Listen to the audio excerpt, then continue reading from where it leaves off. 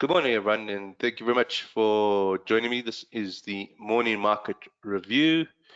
It's the first webinar for 2024. It's the 5th of January, and my name is Russell Shaw. I'm a senior market specialist at FXCM. My email address, I'll just draw your attention to, is rshaw@fxcm.com. I wanted to start the webinars earlier, but I've been under the weather, so to speak, for this week. Still not feeling 100%. In this regard, please note that we're really going to pick up the webinars from Tuesday. Monday, I'm not going to be available. So Tuesday, I think I'll be feeling a lot better. And I think that we can really pick up the momentum. And then I just want to remind everyone that we're going to be transitioning through to another platform.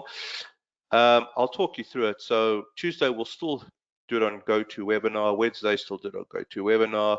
And I'll just sort of show you guys where we'll be doing it. And hopefully it all sort of goes according to plan. It's fairly smooth.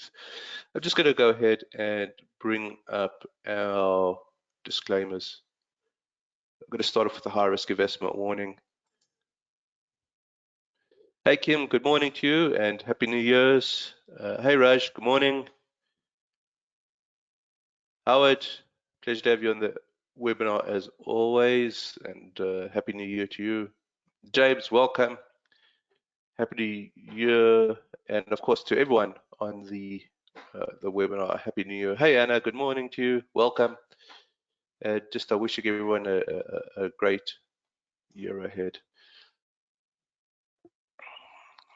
All right, let's just bring up the market commentaries disclaimer.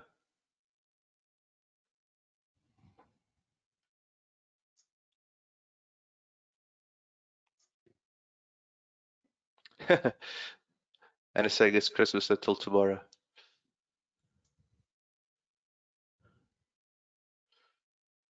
All right, and just our references, MarketScope and TradingView. Let's just bring up TradingView, and we're looking at the real rate in the top chart, the second chart, and then the correlation coefficient between the two. Correlation coefficient is this is a daily, is close to 90%. We're at 89%, so it's a very strong correlation between the real rate and the US dollar. I think the real rate is going to be affected today. We're going to have the non-farm payrolls come out, so just be aware that's going to come out at 3:30 p.m. ZA, 1:30 p.m. UK. There's right about 168,000 forecast for the NFP. And then just keep an eye on the average hourly earnings. I think that this is really the big data point to really start off 2024. I think over the last week there's been a lot of rebalancing in the markets. No real, I don't think we've really got our concrete sort of trend moving in motion. What's interesting to me is the fact that the real rate here does seem to have tapered. Okay, so just keep an eye on this level here. And we can see we've tapered. Let me just fix this up.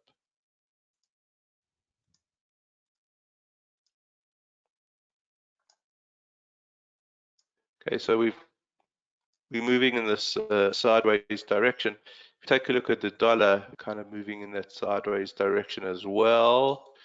And then that's no surprise given that the correlation coefficient is 90%. So the question then comes, well, which way are we going to break out? When I say breakout, I'm talking about the real rate. Do we see it should break out upwards or break down? Because of course, if it breaks upwards, we probably get some sort of pull to the upside. If it breaks down, let me just redo this. Then we probably get the breaking down. So what's going to happen with the real rate, and I think the first data point there is to see the non-farm payrolls. ISM manufacturing did come out earlier this week. It did show contraction there, but the manufacturing sector in the US has been weak for a fair amount of time now. So I think this is the real data point that we want to look at. Again, I want to just reiterate. I think activity picks up from next week. This week has been, I think, a lot of fund managers, portfolio managers have been rebalancing portfolios. It's hard to get a real fix on what's happening in the market. Real yield has been lifting slightly over the last few trading sessions. Well, what does that mean? The dollar's been lifting slightly, but I mean the candles on dollar are very narrow candles, small candles over the last two trading sessions, small candle to start off day.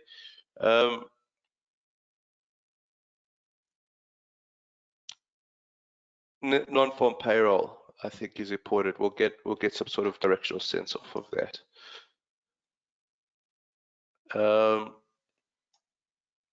All right. I want to bring up our. Let me bring up market scope.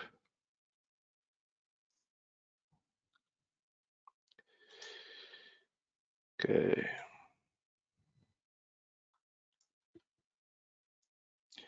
I want to go through to the S&P. I think actually it's a good idea to actually reference this with the real rate as well. All right. So instead of the US dollar at the bottom, let's bring in the S&P 500.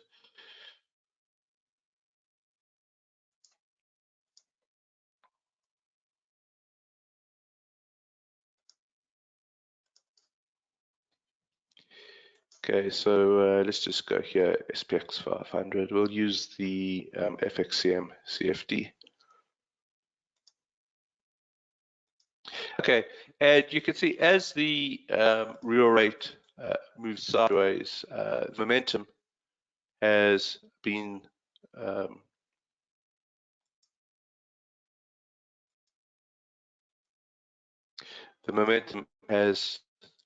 lost on the S&P. So we've kind of got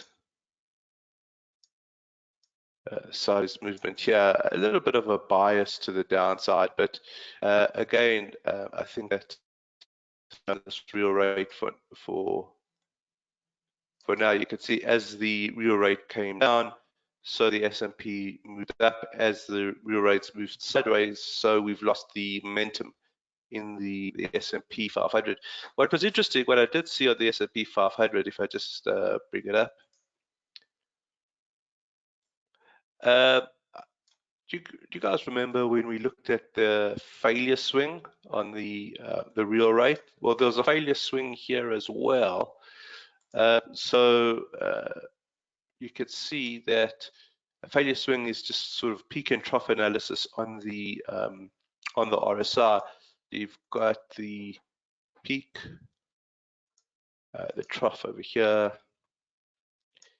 Here's the lower peak, and then what happens is it's really a secondary type of signal. As soon as the failure swing completes with the lower trough, well, then you can see that we shifted from zone 1 into zone 2. So we kind of drifted. We've drifted now into the neutral area of the S&P 500.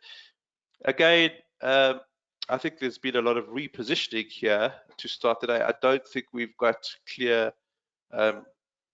trend signals just yet, but the failure swing showed some level of froth, an overbought level, and the fact that's corrected now. I think that's quite healthy to start off 2024.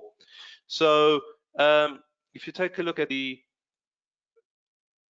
weekly charts, we do have these positive signals where We are comfortably above the 30-week exponential moving average.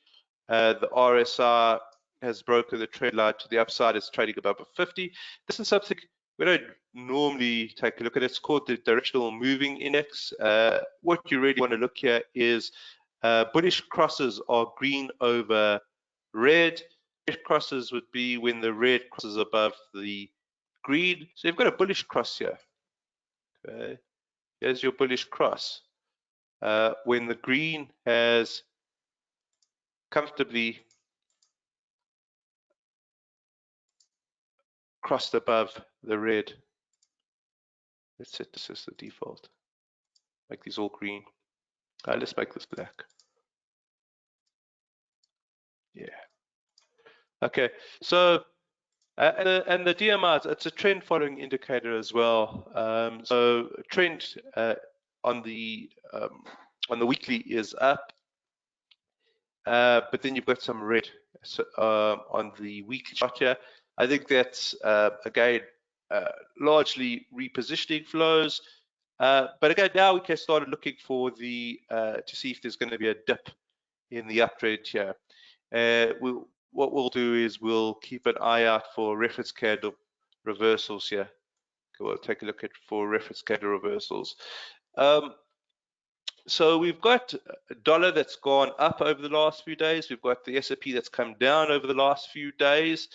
What's interesting, I think, is just the movement of gold. Let's just bring up XAU USD.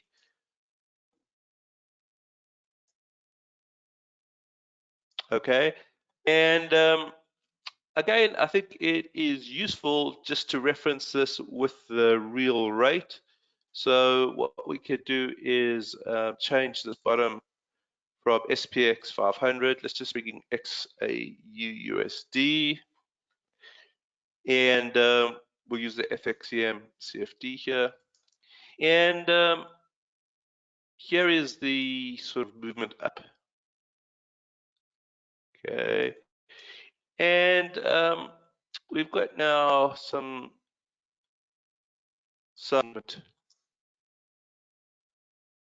over here, which is similar to what's going on in the real rate. So again, I think real rate remains a key driver. The first real data point, I think, for real rates, we did get FOMC also minutes. They weren't quite as dovish as previous communications, but they didn't push back on interest rate cuts. And the idea here is, well, we've got this drift sideways.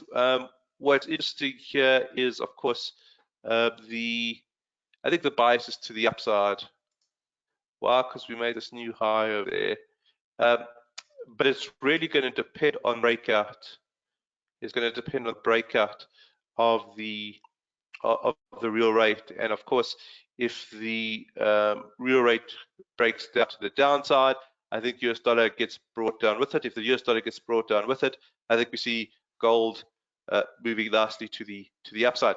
One technical indication which I found quite interesting.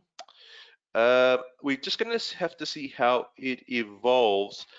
If we take out gold, let's just clear out the drawings here. Now we're looking purely at the real rate. Let's bring in the RSI.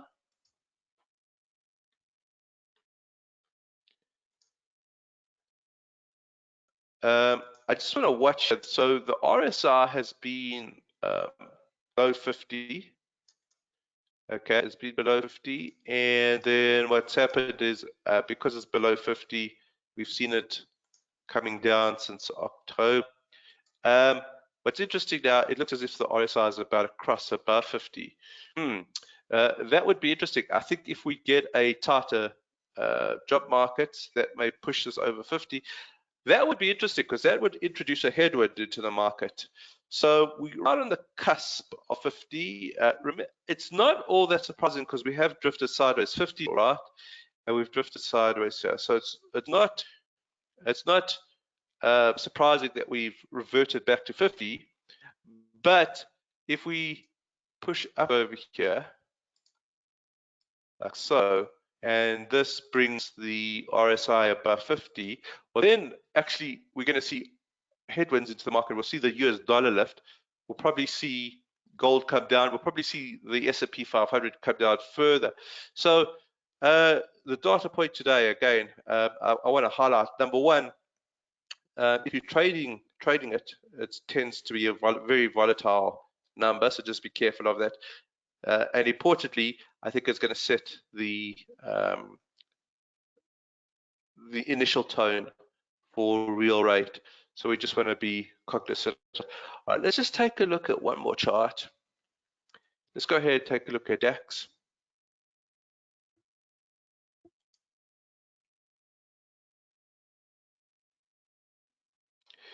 All right, so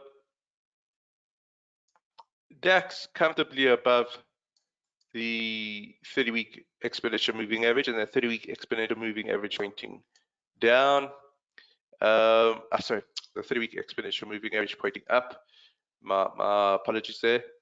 And then you can see that the RSI is also positive. If we connect it here, it's broken above the trend line and it's trading up on the bullish side of 50.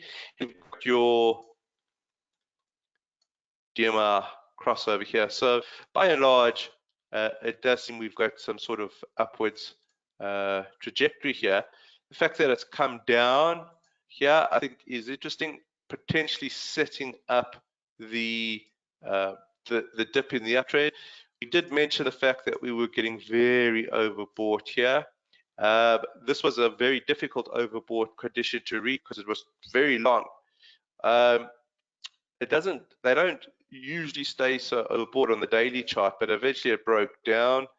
And the fact that it was overbought for so long does introduce the possibility that the pullback's going to be a little bit more savage than if it's a sort of a shorter overbought condition. We've kind of played that out. I think. What's interesting now is to just keep an eye on the Bollinger's. Look how they're starting to tighten. Okay, so something's going to happen here on the DAX. The question now is if this is the dip in the uptrend. That's probably my preference at the moment, given the fact that the weekly chart is looking bullish.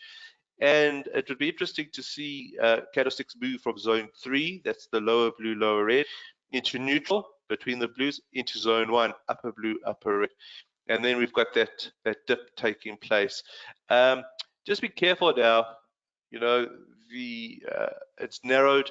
There's something's going to happen. We are in zone 3. If the Bollinger Bands expand and we remain in zone 3, then we're going to see the real rate breaking up to the top side. We'll see the risk markets come down. We'll see dollar come down. We'll see US dollar moving up into that safe haven. I'm not sure that's the way we're going to go. Let's see what the data point points to this afternoon when it comes out. All right, so that's just to start the year. Monday, I'm not going to be available. We'll really get going on Tuesday, and then we'll transition from GoToWebinar onto TradingView. So just keep that in mind. If there's any questions, go ahead and type those in now. Any questions? Go ahead, type those in. All right, let's wrap up here. No live trade today. We'll pick up the live trade for non-farm payrolls possibly in February. All right, guys. Thank you very much. Have a great day, great weekend ahead, and we shall chat Tuesday. Cheers, guys.